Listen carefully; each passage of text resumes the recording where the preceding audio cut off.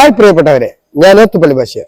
Vote വേണ്ടിയാൻ ഓത്തുപള്ളി എന്ന ജനകീയ പ്രോഗ്രാമിലേക്ക് എല്ലാവർക്കും സ്വാഗതം. നമ്മൾ എത്തിയിട്ടുള്ളത് കാളികാവ് പഞ്ചായത്തിലെ 9ാം വാർഡായ HS പടിയിലാണ്. നമുക്ക് സ്ഥാനാർത്ഥിയെ പരിചയപ്പെടാം. 9ാം വാർഡിലെ സ്ഥാനാർത്ഥി ജമാൽ ചക്കുങ്കലിനൊപ്പമാണ്. സ്വാഗതം ജമാൽക്ക്. കാളികാവ് പഞ്ചായത്തിൽ പുതുതായി നിലവിൽ വന്ന വാർഡാണ് അർക്കാക്കുണ്ട് HS പടിയിലാണ്. അതെ, അത് വന്ന ആദ്യം തന്നെ ജനറൽ വാർഡാണ്. ഒരുപാട് ആളുകൾ മത്സരിക്കാണ്ടാവും. അപ്പോ പാർട്ടി നിങ്ങളൊരു ഉത്തരവാദിത്തം ഏൽപ്പിക്കാണ്, എങ്ങനെ കാണുന്നു? പാർട്ടി ഒരു വലിയൊരു ഉത്തരവാദിത്തമാണ് ഏൽപ്പിച്ചത്. അതായത് നമ്മുടെ കാളികാവ് പഞ്ചായത്തില് വാർഡുകൾ അധികം വന്നപ്പോ നമുക്ക് കിട്ടിയൊരു പുതിയ വാർഡാണ് HS പടി. അതായത് ആ HS പടിയിലെ നിയുക്ത പിന്നെ കോൺഗ്രസിന്റെ ആദ്യത്തെ സ്ഥാനാർത്ഥിയാണ് UDF-ന്റെ. അപ്പൊ ഒരു വലിയ ഉത്തരവാദിത്തമാണ് ഏൽപ്പിച്ചത്. ആ ഉത്തരവാദിത്തം ഞാൻ ഇപ്പൊ ഇതുവരെ ഞാൻ മുന്നോട്ട് പോയത് എന്റെ പാർട്ടിയുടെയും UDF-ന്റെയും നിർദ്ദേശങ്ങൾ അനുസരിച്ച് നല്ല ഇതുവരെ ഒരു പിഴവും വന്നിട്ടില്ല എന്നുള്ള പൂർണ്ണ ഉത്തരവാദിത്തം ഏറ്റെടുത്തുകൊണ്ട് തന്നെയാണ് ഇപ്പൊ മുന്നോട്ട് പോകുന്നത്. തൊഴിലാളി പാർട്ടിയുടെ നേതാവാണ്. അപ്പൊ സാധാരണക്കാരിൽ നിന്ന് സാധാരണക്കാരനായി ഉയർന്നു വന്നൊരു നേതാവാണ്. അതെ. അപ്പൊ അതിനെങ്ങനെ കാണുന്നു? എന്ന് വെച്ചാല് ആ തൊഴിലാളികൾക്കിടയിൽ ഇപ്പോഴും ഒരു സാധാരണ ഒരു നേതാവ് എന്നുള്ള നിലയിലല്ല അവരെന്നെ കാണുന്നത്. വെറും സാധാരണക്കാരൻ ഏത് സമയത്ത് തന്നെ സമീപിക്കാം. ഇപ്പൊ എസ്റ്റേറ്റിലാണെങ്കിലും പുല്ലങ്കോട് എസ്റ്റേറ്റിൽ തോട്ടം തൊഴിലാളിയാണ്. അപ്പൊ പുല്ലങ്കോട് എസ്റ്റേറ്റ് അപ്പൊ രാത്രി ഇപ്പൊ പുല്ലങ്കോടുള്ള ആളുകൾ വരെ രാത്രികളൊക്കെ എസ്റ്റേറ്റിന്റെ പ്രശ്നം പറഞ്ഞുകൊണ്ട് ജമാൽ നമ്മൾ എന്താ ചെയ്യണമെന്ന് വെച്ച് വിളിക്കും. അപ്പൊ അത് വലിയൊരു ഭാഗ്യമായിട്ട് വലിയൊരു ഭാഗ്യമായിട്ട് തന്നെയാണ് കാണുന്നത്. കഴിഞ്ഞ മാസങ്ങളിൽ ഏറെ ശ്രദ്ധിക്കപ്പെട്ടൊരു സ്ഥലമാണ് അടക്കാക്കുണ്ട്. വന്യജീവി ആക്രമണവുമായി ബന്ധപ്പെട്ട് പുലികളും ഒരാളുടെ ജീവൻ വരെ നഷ്ടമായി. അപ്പോ ആ ഒരു ഏരിയ വരുന്നത് നിങ്ങളുടെ വാർഡിൽ കൂടിയാണ്. അപ്പൊ ഇനി എന്തെങ്കിലും സംഭവിച്ചാൽ നിങ്ങൾ കൂടി അതിന് ഉത്തരവാദിത്തം. അപ്പൊ അതിന് വേണ്ട എന്തെങ്കിലും മുൻകരുതൽ. ഇവിടെ ഒരുപാട് സമരങ്ങൾ ജനകീയമായ പാർട്ടികൾക്കപ്പുറം. അപ്പൊ ഇനി എന്തെങ്കിലുമൊക്കെ നിങ്ങളിപ്പോ ഇപ്പൊ അതിന്റെ ഭാഗമായിട്ട് പിന്നെ എന്തെങ്കിലും മുന്നോട്ട് പോകണ്ടേ ഗവൺമെന്റ് തലത്തിൽ? അതെ, ഞങ്ങളിപ്പോ ഇവിടെ ഈ ആ കടുവ പ്രശ്നം ഉണ്ടായതിനു ശേഷം ഞങ്ങള് രാഷ്ട്രീയം നോക്കാതെ നമ്മൾ ഇവിടുത്തെ കമാൻഡോ ക്ലബിന്റെ ആ ക്ലബിന്റെ പ്രസിഡന്റ് കൂടിയാണ് ഞാൻ. ആ ക്ലബിന്റെ പ്രസിഡന്റ് കൂടിയാണ്. അപ്പോ രാഷ്ട്രീയം നോക്കാതെ ഞങ്ങൾ എല്ലാ ജനങ്ങളെയും വിളിച്ചു കൂട്ടി ക്ലബിന്റെ നേതൃത്വത്തിൽ കാളികാവിൽ നല്ല പ്രതിഷേധം നടത്തി. ഇപ്പോഴും ഞങ്ങൾ ആ പാതയിൽ തന്നെയാണ്. അതായത് ആ പ്രതിഷേധവുമായി മുന്നോട്ട് പോകുന്ന മനസ്സും ആയിട്ട് തന്നെയാണ് ഞങ്ങൾ ഇപ്പോഴും നടക്കുന്നത്, അതിൽ രാഷ്ട്രീയമില്ലാതെ.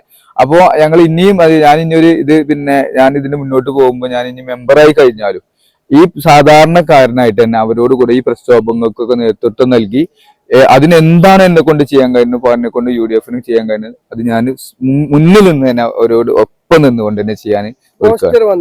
ഇലക്ഷന്റെ പോസ്റ്റർ വന്നപ്പോ അളിയൻ, നമ്മുടെ അളിയൻ. അതെ, അങ്ങനെ അതെ. എന്താന്ന് വെച്ചാല് എന്റെ ഭാര്യ വീട് ഇവിടെ അടുത്ത് തന്നെയാണ്. പക്ഷെ എല്ലാരും പറയും ഭാര്യയുടെ വീട് നാട്ടിൽ തന്നെ ആയതുകൊണ്ടാണ് അങ്ങനെ വിളിക്കുന്നത്. അല്ല, ഒന്നാണ് എന്റെ വീട്. അല്ല, ഭാര്യയുടെ വീട് എന്റെ വീടിന്റെ അവിടുന്ന് ഏകദേശം ഒരു 100-150 മീറ്റർ അപ്പുറം അത്ര എന്റെ വീട്. അപ്പോ എല്ലാരും വിചാരിക്കണത് അതുകൊണ്ടാണ് വിളിക്കണെന്നാണ്. അല്ല, ഞാന് വിവാഹം കഴിക്കുന്നതിന് മുമ്പ് തന്നെ നമ്മൾ ഈ പന്തൊക്കെ കളിച്ച് നടക്കുന്ന 10, 18, 17 ആ കാലഘട്ടങ്ങളിൽ തന്നെ ഇവര് അളിയാന്ന് സ്നേഹത്തോടെ വിളിച്ചു തുടങ്ങിയത്. അത് എവിടുന്നാണ് ഇവർക്ക് കിട്ടിയതെന്ന് എനിക്കും അറിയില്ല. പക്ഷെ അന്ന് മുതൽ അത് സ്നേഹത്തോടെ സ്വീകരിച്ച് ഇന്നും അവര് കൊച്ചുകുട്ടി ഇപ്പൊ എന്റെ വീട്ടില് ചിലപ്പോ എന്റെ അനുജന്റെ മോൻ വരെ അളിയൻ വന്നു പറയും. അത് അങ്ങനെ അവര് എനിക്ക് സ്നേഹത്തോടെ തന്നൊരു നാമകരണമാണ്. അല്ലാതെ പുല്ലങ്കോട് സ്റ്റേറ്റിലെ തൊഴിലാളികളാണ് നിങ്ങളുമായി ബന്ധപ്പെട്ട് വലിയ സന്തോഷം. അതെ. അപ്പൊ ഇനി അവിടെ ജോലിക്ക് പോകും? ഞാൻ ഇന്നലെ വരെ ജോലിക്ക് പോയി. ഇന്ന് ലീവ് പറഞ്ഞാല് നമ്മളെ ഡമ്മി സ്ഥാനാർത്ഥിന്റെ നോമിനേഷൻ കൊടുക്കണമെന്ന് ഒരു 10-11 മണിയാകുമ്പോൾ അതിന് ചെല്ലാൻ പറഞ്ഞിട്ടുണ്ട്. അപ്പൊ ഡമ്മിയുമായിട്ട് പോയി കളിയിൽ പോയി കൊടുക്കണം. അതുകൊണ്ടാണ് ഇന്ന് പോവാത്തത്.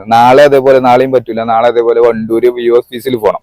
അത് കഴിഞ്ഞപ്പോ ഇത് കഴിഞ്ഞാൽ 10 മണി 10-10:30 ഞാൻ ഫ്രീ ആവും ഡാബിങ്ങിന് പോയാല്. അത് കഴിഞ്ഞിട്ടാണ് അത് പൊതുപ്രവർത്തനം. ഇപ്പൊ ഇതിന് മുന്നേ ഇങ്ങനെ തന്നെയാണ്. ഞാൻ 10 മണിയെ കഴിഞ്ഞാല് വീട്ടിൽ വന്ന് വേഗം കഞ്ഞിയൊക്കെ കുടിച്ച് ഞാൻ വരുമ്പോ പെരക്കാരെല്ലാം റെഡി ആക്കാരം. ഞാൻ വേഗം കഞ്ഞിയും കുടിച്ച് ഞാൻ റോട്ടിൽ കൂടി പോരാണ്. ഇപ്പൊ സുധാരണത്തിന് പറയാം, ഞാന് മലയിൽ ഇവിടെ കളിമിറ്റത്ത് വെട്ടുകയാണെങ്കിൽ ഇതിലൊരു ആംബുലൻസ് പോകും.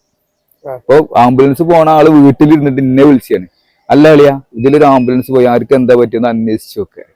അപ്പോ വീട്ടിലിരിക്കുന്ന ആളാണ് ആംബുലൻസ് പോയത് ഒച്ച കേട്ട ആളാണ് എന്നെ വിളിക്കുന്നത്. പിന്നെ ഞാനൊരു 10 മിനിറ്റ് വിവരം കൊടുത്തിട്ടില്ലേ തിരിച്ചു വിളിക്കാം. എന്തായാലും ഒരു കാര്യം പറഞ്ഞിട്ട് അന്വേഷിച്ചോ, അതെന്താ ആർക്കും എന്താ പറ്റിയത്, അതെന്താ അന്വേഷിക്കാത്ത ഇറങ്ങാണ്ട് ഇങ്ങോട്ട് നമുക്ക് പ്രഷർ വരും. അപ്പൊ അത്ര കാര്യങ്ങൾ പോലും ഓല് തന്നെയാണ് ഏൽപ്പിക്കുന്നത്. അപ്പൊ ഓല് ഉത്തരവാദിത്വത്തോടു കൂടെ ഈ ഉത്തരവാദിത്വം ഈ ഒരു പദവി വളരെ ഉത്തരവാദിത്വത്തോടെ വലിയൊരു നേതാവൊന്നും അല്ലാതെ സാധാരണക്കാരിൽ ഉയർന്നു വന്ന ഒരാളായിരുന്നു. അതെ. നിങ്ങൾ ഫീൽഡ് വർക്കിന് ഇറങ്ങുമ്പോൾ എങ്ങനെയാണ് ഒരു പ്രതികരണം? ഇപ്പൊ ഞാൻ ഒറ്റക്ക് റൗണ്ട് വീടുകൾ കയറി. അപ്പോ ഇതുവരെ ഞാൻ പല വിഷയങ്ങൾക്കും പള്ളീന്റെ വിഷയങ്ങൾക്ക് അതേപോലെ അങ്ങനെയൊക്കെ വിഷയങ്ങൾക്ക് വീടുമുറ്റത്ത് ചെല്ലുമ്പോൾ കാര്യങ്ങൾ ആ വീടുമുറ്റത്ത് നിന്ന് കഴിച്ചിട്ടാണ് പോന്നിരിക്കുന്നത്. പക്ഷെ ഇപ്പൊ ഞാനാണ് സ്ഥാനാർത്ഥി, നമ്മൾ അളിയനാണ് സ്ഥാനാർത്ഥി. ആ ഫ്ലെക്സിന്റെ നിങ്ങളെ പറഞ്ഞ അളിയന്റെ മോനെ അത് കണ്ടതിന് ശേഷം ഞാൻ ഇതുവരെ കേടാത്ത വീടുകൾക്കും കയറി മുറ്റത്തേക്ക് ചെല്ലുമ്പോൾ മുറ്റത്ത് നിന്ന് സംസാരിക്കാൻ സമ്മതിക്കാതെ പറ്റില്ല അകത്ത് കയറി. ഇപ്പൊ ഞാൻ ഇലക്ഷൻ ഒരു വീട്ടില് ഒറ്റക്ക് പോയിക്കാൻ സമ്മതിക്കാതെ അയാളെ കൂടെ ഇരുത്തി പിന്നെ കാപ്പിയൊക്കെ വിട്ട് എന്റെ കൂടെ കുഞ്ഞു കാപ്പി പിടിച്ചിട്ട് പോയാൽ മതിയാണ്. അയാളെ മോനും ഞാനും ഒരുമിച്ചിരുന്ന് കാപ്പി പിടിച്ചിട്ടാണ് അന്ന് വീട്ടിൽ നിന്ന് ഇറങ്ങിയത്. അപ്പൊ അങ്ങനെ വളരെ നല്ലൊരു പ്രതികരണം. പുതിയ വന്ന പ്രതീക്ഷയിലാണ്. അത് വലിയ പ്രതീക്ഷയിലാണ് അല്ലേ. എല്ലാവിധ